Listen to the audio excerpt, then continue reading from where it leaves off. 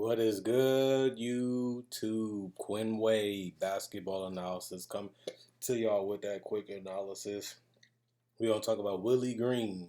I finally got to it. We're gonna talk about him going to the Pelicans. We got another black coach getting hired. The Pelicans underachieved the last 2 years, getting the number one pick, trading Drew Holiday, trading Anthony Davis, getting a real good package when it comes to having a lot of chances of getting players that can fit alongside Zion. Because remember, they won the number one pick and they was able to get Zion, their superstar, their franchise player, and he showed that he's an All NBA caliber player and he's an All Star. He was an All Star last year, showing that he can get a shot whenever he wants. He can be unstoppable. Still does need to improve some of his perimeter skills and his knowledge of the game. Got a lot of minor nagging injuries because he was just running into people, just knocking them around and just trying to finish through them. And we know that's what happens. You get injuries because of the physicality, because you going up against men full speed, full force, and collisions and stuff happens and injuries come along with that. So hopefully he can be more smarter. Hopefully he's not as reckless, and that gives him longevity. We want to see Zion healthy. We want to see him dominant. We've seen him dominant, but he has had injuries the last 2 years that took him out for a good chunk of time, and we don't want to see that. I didn't have Zion on my All NBA team, but he definitely showed that he is a superstar. This guy was able to pass. He was able to rebound. He's still nowhere near a great defender or even good defender, but he's young.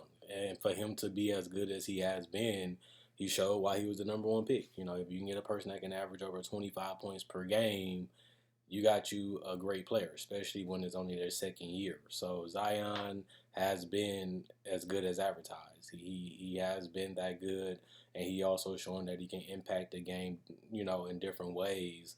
And hopefully, he's recovered from that finger injury, and we see a better Zion in season three. And so will Willie Green. He's getting an interesting situation where he actually has a lot of talent. They have a lot of directions they can go because they have a lot of picks, and they also have a lot of young players that teams are interested in. And a lot of these players got high upside too, that they can be decent starters or more.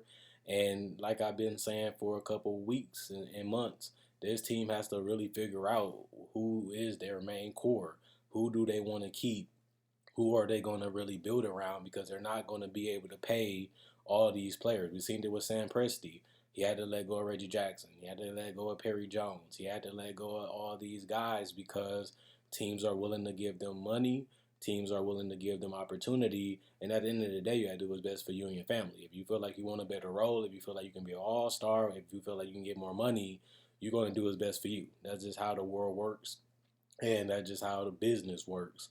And they're going to have the same situation. They already fell into that with Lonzo, as Lonzo has suitors that will love to pick him up. He's going to be restricted, so they can still try to work out a deal to keep him in New Orleans. But he hasn't been the ideal fit, as they have tried to force him to play the shooting guard position. They force him to play more off ball when we know Lonzo loves the ball in his hands. He loves getting up and down the court, and he loves making his teammates get easy opportunities, and he makes them better.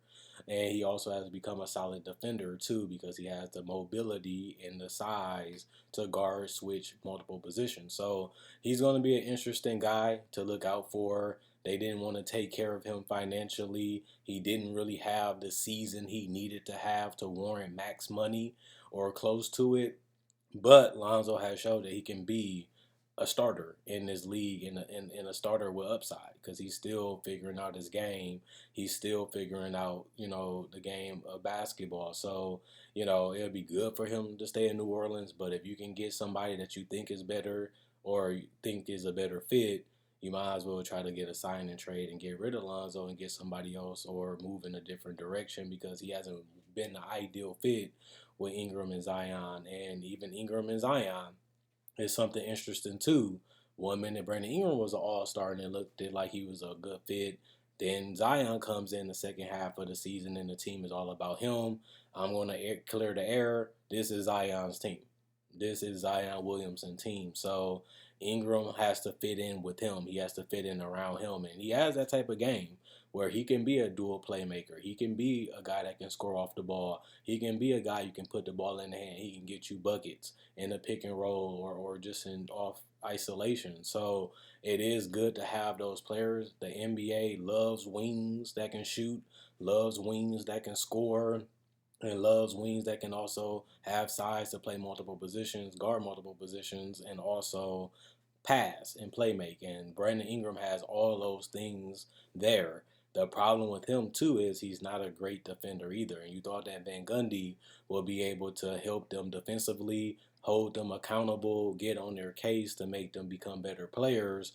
But they didn't really win a lot of games. Their defense really didn't significantly improve, and they still never was able to find lineups and things that actually contributed to winning basketball with him as a coach. He didn't really get a long time, didn't really get a great chance, but they knew that he wasn't the right fit, and they knew that he wasn't the right guy, and that's why he's out of there. Willie Green is going to have trouble with that too, as you know, they have to really figure out what direction, what style, what identity they want this team to have and what they want them to be, because none of us know what they are. You know, one minute they're up and down, one minute they're slow, one minute they're supposed to be a Zion or bust team. We really don't know what this team is. And like I said, one of the hardest things about Zion is figuring out what is the right way to build the roster around him.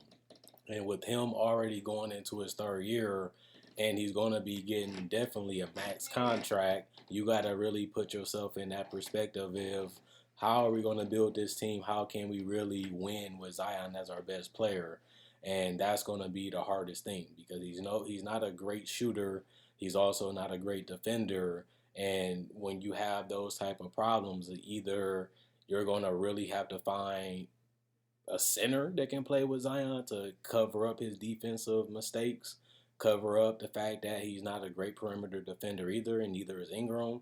And you still don't have Lonzo Ball committed. It seems like he wants to go in a different direction, especially financially.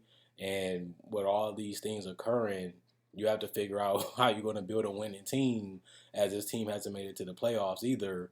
So they got a lot of problems and a lot of things they got to solve and figure out within the next 2 to 3 years, because Zion will then be able to lock into his max contract, and then he will be able to ask for a trade under contract, and they're going to pretty much have to rebuild all over again, as it already shown that Zion isn't happy and he really doesn't want to be there, which most players don't like being where they get drafted at anyway. That's why a lot of them leave in free agency or sign an extension, play a couple years, and get out of there.